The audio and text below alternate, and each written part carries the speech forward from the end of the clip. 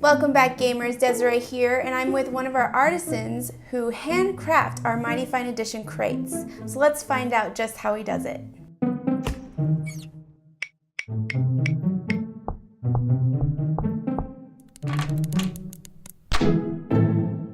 So welcome, John.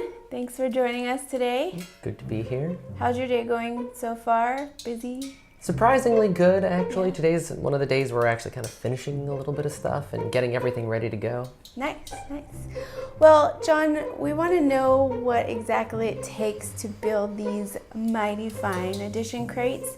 So what exactly goes into making one of these beautiful structures? It's mainly about time and attention to detail, where the production side makes so many kits over and over and over, and we have to be really, really particular about the ones that we make into the Mighty Fine editions because they get stained, so any little defect will show up.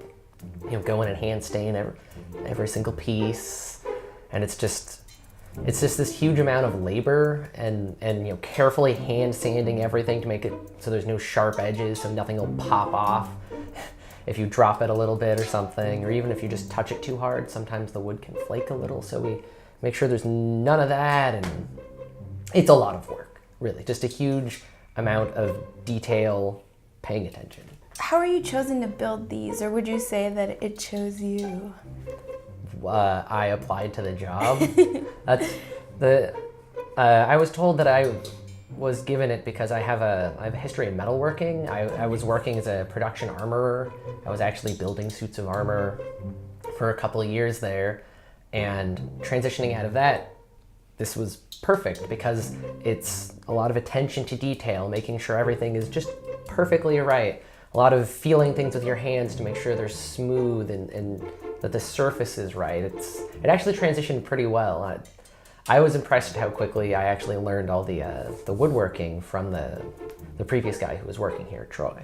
Awesome. So you weren't necessarily into woodworking before? No, I'd never really done any real woodworking before. I had to learn it all on the job and have people watch over me and make sure I was doing it all correctly. Yeah. But you do like building stuff, it seems like. Yeah. Creating something, at least. I really do enjoy building stuff. That's part of why I like this job, is because it, even if I'm building the same thing 100 times, more than 100 times, then I'm still, getting to feel the wood and craft it and make sure all the edges are just the way I want them and that the stain takes just the right amount in all the right places. So it really gives me that little bit of artistic control that really makes it satisfying. How exactly does the process go for making these? Like, I guess I know it takes a couple days to build one, but I guess in the short version, how many steps really are there? What are the steps? So there are really, I guess, 4 kind of steps where before everything else, we check and make sure all the parts actually fit together and everything is really nice. Just a quick look through. And then we go through and stain every single component. There are dozens of little parts that all need to be stained inside and outside. Those all go on a drying rack. So that's really step 1, is getting everything stained and ready to be built. And then the next step is actually constructing the outside of the crate itself, which uses thicker plywood, and then we make the frames that go inside of it and kind of hold it all together and make essentially the final box minus its internal trays that you pull out and put all the cards in. And then that's where we kind of split up what we do, and we go and we apply the poly finish to the boxes, which takes days to dry. So you go and you can sometimes get one coat on the whole box in a day. And so you apply that, and while that's drying, you go back and start building all of those internal components. Just tons and tons and tons of little tiny trays, and make sure all of that's going really well. And then as you finish doing those, you go check on how the crates are drying, and you just alternate those until hopefully they're done. Nice. Well, I had a chance to kind of go through some of the steps with you, and I will say I feel like precise work. Not only putting it together, but the way that you sand corners, and it's an artwork. And I know a lot of people have really appreciated the time you've taken in making these. But how does it feel once you've finished a box at the end of the day? Or a crate?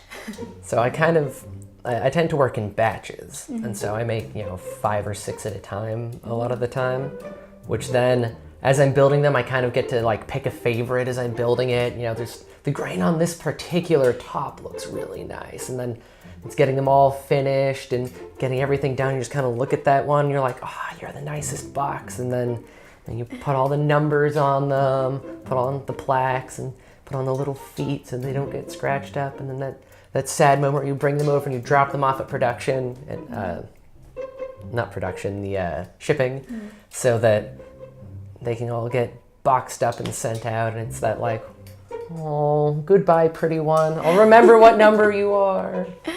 I bet it's pretty rewarding, though, knowing that what it was before, this, naked wood pieces and all of it going together and sending it out. It's pretty rewarding, but it's funny because I've made so many now that it's like you send away so many of your children that you eventually stop caring as much. And it's like, oh, I spent so much time on you. Goodbye. Time to make a new one, a new, better one. 'Cause wood is always different. So every batch I get from the production side always comes over a little bit different, and kind of that's where the new flavor for me is now. It's no longer in the finished crates. It's in that, hitting the stain on it and being like, oh, look at the super cool, like, stripy pattern on this one. So now a lot of my fun time is like discovering each new piece of wood, essentially. Nice. Well, have you run into really big issues before making these? Oh yeah, we've had all kinds of issues that, since we have to make sure they're so nice in the end, we can't let any little flaws get through. And so you end up with, if a laser is slightly out of focus and the line gets cut a little too thick, then the pieces are a little too small and they don't quite fit together, or anything else that goes wrong in that part can make the end product like slightly off center or skewed just wrong. And so I have to work together with the production department, and they spend a whole lot of time trying to keep me happy and keep these parts really nice, which I'm very thankful to them for. And then sometimes just the plywood itself has flaws where there'll either be a little gaps inside, even though we're supposed to be getting wood that doesn't have any of that. Sometimes things happen, especially when you go through the volume that we do, which is part of why they're both so nice and kind of pricey, because that quality control is really important. It's really nice walking into the office and you see all of them lined up and shining in the light. Walk in on a Monday and they're all just nicely lined up there in a row. Yep, getting ready to be sent away off to their new homes. It started off as a huge amount of fun building every single part, but now it's just kind of this like labor of, I just have to make these as good as possible because I've seen how good I made that one 2 weeks ago. Everything must be that good now. I don't know, it's a lot of fun. It's a lot more fun than making armor was because I don't destroy my hands. All right, folks. Well, that's all the time we have for today. Thank you so much, John, for giving us a behind-the-scenes look and kind of walking us through the process. And if you all are interested in more about the amazing people that work here and make this business awesome, make sure to subscribe to our channel. And if you're interested in more about our products, make sure to head on over to thebrokentoken.com, and we'll see everyone next time. Bye.